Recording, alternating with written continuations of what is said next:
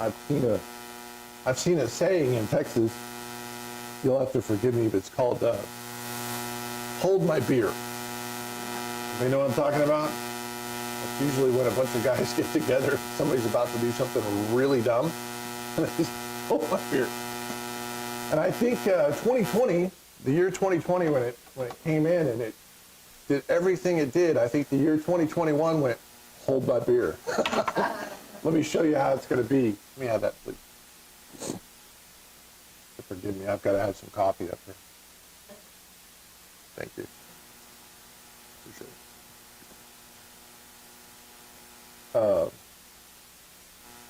So not last week, but the week before that when we were here last, I gave you kind of I said if I had one lesson that I would teach you, that would be it, and I kind of walked you through it.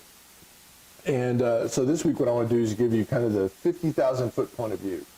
Because a lot of times we can get so close to something that we can't see I think the idiom is the forest for the trees. And so this is kind of my 50,000-foot point of view of my faith. And so the first thing is there are two kingdoms. Two. There's the kingdom of darkness and there's the kingdom of light. Two. The kingdom of darkness is characterized by tyranny, oppression, highly organized. It is hierarchical. The kingdom of light is a little bit different than that. It's messy. Characterized by freedom, liberty, love. And you have these two kingdoms, but both of them have somebody in charge. The kingdom of darkness, that would be the accuser, the enemy. And the kingdom of light, our head, the head of the church is Jesus Christ, who is alive, sits at the right hand of the Father. So we have a kingdom and we have a king, but we forget that a lot of times. There is a kingdom, and you're born into the kingdom of darkness, like I told you 2 weeks ago, a slave to sin and Satan. And when you become a believer, when you're saved, you're translated over into the kingdom of light. Your name is written in the Lamb's Book of Life. You're now part of a different kingdom. And you have a king. And that's a difficult concept for Americans. We don't like that one right off the bat because our relationship with earthly kings, not that great. We have a tendency to not want to have that. You see, a lot of us struggle with our relationship with God the Father because of our earthly fathers. We've experienced maybe the relationship with the earthly father, so we struggle with our relationship with our heavenly Father. Likewise with the king. So what is each person's role? Actually, let me deal with men. I'll deal with men. So what I used to tell when I was teaching young men is there are 5 roles that a man has. So we're an ambassadorship. We're a priesthood, a royal priesthood. That's what God says about us in His Word. So what does that mean? You have 5 roles. And the first one is priest, prophet, lover, leader, king. So let's deal with each of those kind of quickly. The first one is priest. What does a priest do? A priest represents his family to God. Now, how do we see that in the Old Testament and New Testament? See, really the only way you can is pray. It is to pray and to intercede for your family to God. That's the role of a priest. And that's the first role that a young man should learn. See, whenever I got married, I wanted to jump right past priest, prophet, lover, leader, and I wanted to be king. And that doesn't work. You know why? Because you're married. That's why. It's like trying to herd 9 cats in a room sometimes. You have to start off and you've got to be good. You have to learn these roles as you go, and you get promoted. And promotion doesn't come from me. Promotion comes from neither from the east or the west or the south. It comes from God. And so you have to be promoted. So the first one you have to do is learn is to be a priest. And the second is a prophet. Well, wait a minute. The office of prophet is the Old Testament, and the prophetic gift is the New Testament. What are you talking about? A prophet is simply this: someone that faithfully represents God's word to God's people. Prophet's not a magician or a wizard, doesn't know the future, doesn't any of those things. What happens is God speaks to the prophet, and the prophet faithfully delivers the message. So a prophet represents God to his people. A priest represents his people to God. And those two roles have to be learned first. Then comes lover, and that's in the role of marriage and family. You have to learn how to love in the four loves. What are the four loves? There's family love, there's brotherly love, there's eros love, and there's agape love. And you have to learn all of those: sacrificial love, romantic love, family love, and brotherly love. Four faces of love. Then once you've gotten to that point, leader. And a leader simply charts the path and influences. It's not tyranny. It's not oppression. It's not dictator. It's leader, which means you don't ask your people to do anything you're not going to do first. Once you've got all four of those, you get to king. And what is the primary role of a king? Most people would say, well, it's to rule. King doesn't rise, the kingdom dies, right? No. The king's primary role is justice. Now, I have 5 daughters, and I can tell you I spend a large amount of time meting out justice. And the one thing I hear from all my kids is that's not fair. The life's not fair. Where did you get this idea of fair? There's justice.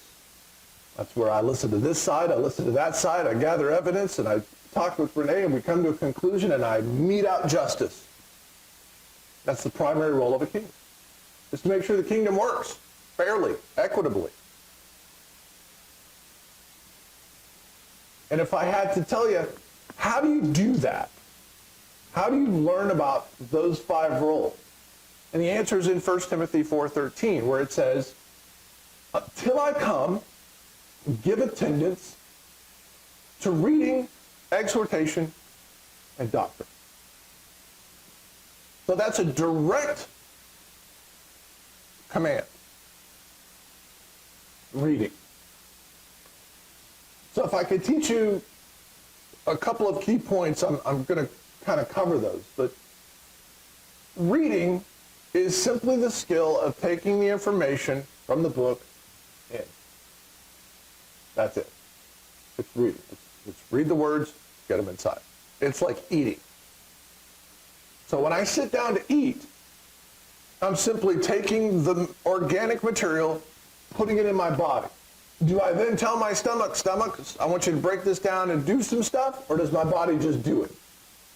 My body just does it. Same with reading. You're just getting the information inside you. And then your spirit will start to process it. It is like eating. And we see that image all through the Bible. Eating the word, the bread of life, all of those things. Exhortation is about speaking. I read, I meditate on it, I think about it, I speak, and the doctrine is teaching. The doctrine of justification, the doctrine of sanctification, the doctrine of glorification, the doctrine of atonement, the doctrine of forgiveness, the doctrine of salvation, the doctrine of all of those things. Those are things that you need to learn. They're basics and cornerstones.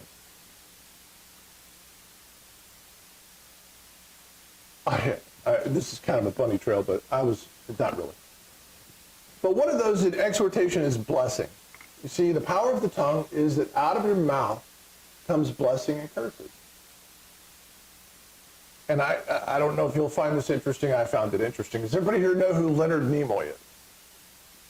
Leonard Nimoy, Captain Spock. Now look at Buddy's hand. Watch what he's doing. Turn around, see Buddy's hand. He's making that, right? Everybody know what that is? The Star Trek, the Vulcan sign, and he would say, "Live long and prosper," right? Who here does not know what Star Trek is? You don't know what Star Trek is? Not allowed. -5 points. Captain Kirk? Captain James T. Kirk, Star Trek? Okay.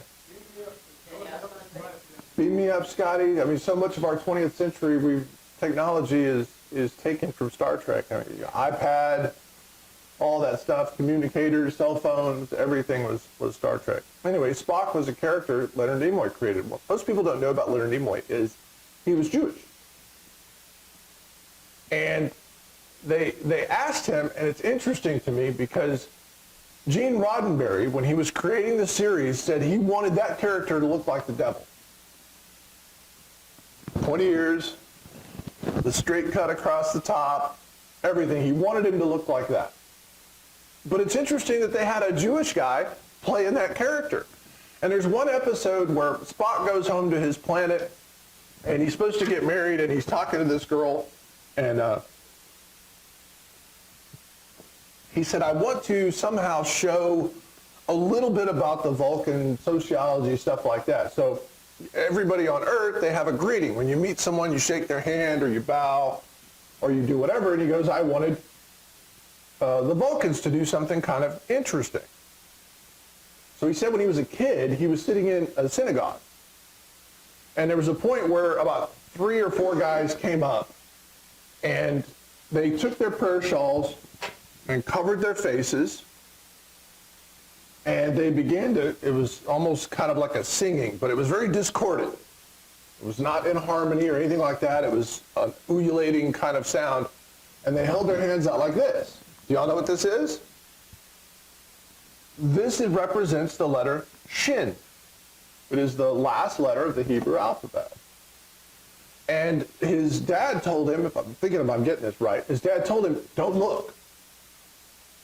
Don't look."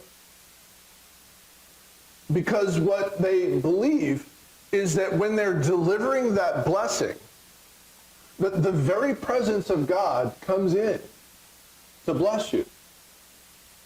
And that if you look, it could actually hurt you. So everybody in the audience either averts their eyes or covers their eyes or covers their face with their prayer shawl. And so he said that when he did the Vulcan thing, what he said was, "Live long and prosper." It's literally a blessing from the Jewish rabbi. The priests would stand up, hold their hands up, and Shin is the first letter of Shabbat. It's the first letter of Shalom.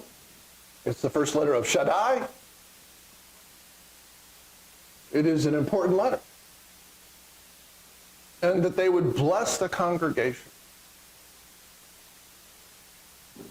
And I thought that was interesting, how that played out. And how am I going to put a bow on this for you? I'll tie it up, put a bow on it for you. Of all those roles, priest, prophet, lover, leader, king, the most important one is that of blessing. Now, me standing up here holding up my hands, that's not going to do anything. There's nothing there. It is God himself that blesses you. Turn with me to Numbers chapter 6. Numbers chapter 6.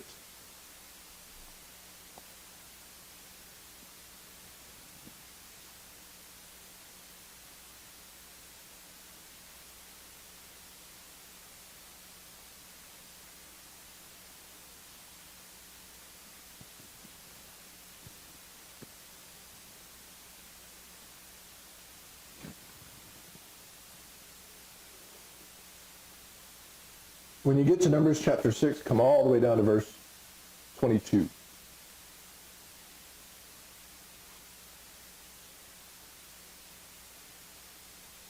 And the Lord spake unto Moses, saying, Speak unto Aaron and unto his sons, saying, On this wise you shall bless the children of Israel, saying unto them, the Lord bless thee and keep thee. The Lord make his face shine upon thee and be gracious unto thee. The Lord lift up his countenance upon thee and give thee peace. And they shall put my name upon the children of Israel, and I will bless them. So what I'd like to do today in closing is simply this. I'd like to ask God's blessing upon you. The Lord bless thee and keep thee. The Lord make his face shine upon thee and be gracious unto thee. The Lord lift up his countenance upon thee and give thee peace. And I pray that as you go about your week and the things that happen here, that you would receive that blessing and be blessed by the Lord, and that you would recognize that this week. And just remember that just because 2021 is telling 2020, hold my beer, doesn't mean you should be afraid. I've seen some of that fear in San Antonio. The stores are empty. When I say empty, I mean empty. There's nothing in it. People were without electricity. People were without water. There's boiling water still in San Antonio. It was very crazy. And hasn't stopped. It just seems like it just keeps piling on. And so what I want to tell you is this. Don't be afraid. Be blessed. Be blessed and recognize that the Lord will bless you and keep you, make his face to shine upon you, be gracious unto you, and that he'll lift up his countenance upon you and give you peace. Y'all have a great week.